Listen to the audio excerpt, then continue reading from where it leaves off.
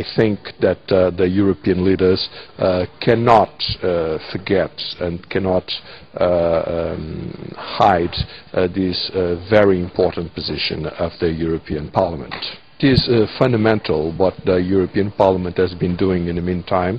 The meetings that the main responsible persons in the European Parliament have had with the United Nations agency in Iraq are fundamental. The message that was sent to the United States Authority and that had a big coverage from the American public opinion, the core issue that the European Parliament has to follow with much attention is the ongoing negotiations between the European Union and Iraq regarding trade. There is a tradition from the European Union to have trade relations in the context of a framework of cooperation where the respective human rights are a top priority. So it is really very awkward to see that there has not been up to now any evidence that human rights have been properly considered in these negotiations with Iraq.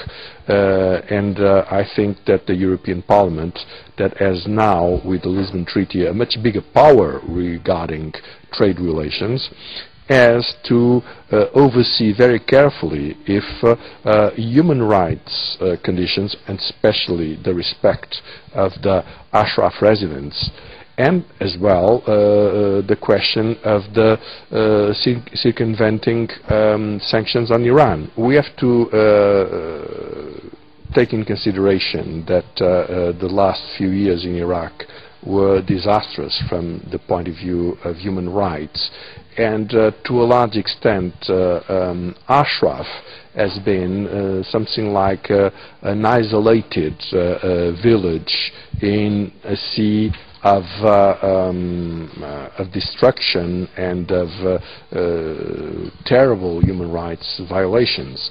This was so because there was an agreement between the United States and Ashraf that allowed Ashraf to remain a comparatively peaceful area in Iraq. Well, the question is that when the United States accepted to leave, what has been done before only outside the camp, because there were several attacks on the buses going to Ashraf, the visitors going to Ashraf, the water pipes, everything related to the provisions going to Ashraf. And now we have this attack within the camp, performed by the special forces commanded by Prime Minister Nouri al-Maliki. To me, you know, Ashraf is a symbol of the possibility of having freedom of democracy in Iraq.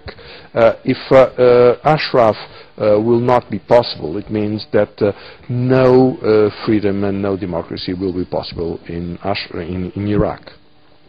Well, I think it would be very positive if we would see the United States, to start with, to get the PMOI out of the terrorist